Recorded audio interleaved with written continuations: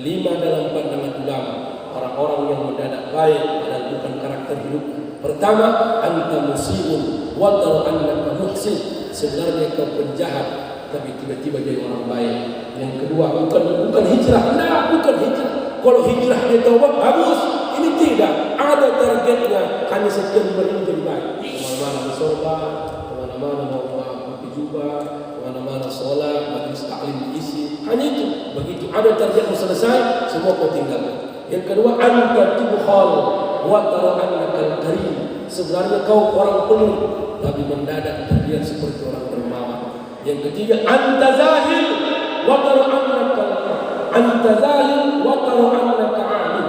Sebenarnya kau bodoh, tapi gaya bicaramu seperti orang pintar. Yang keempat, anta amhaq wa tara annaka adil. Sebenarnya kau bunuh, tapi layaknya seperti ilmuwan. Yang kelima adalah adlukal qasir wa amalukal tawil. Usiamu pendek, angan-anganmu yang panjang.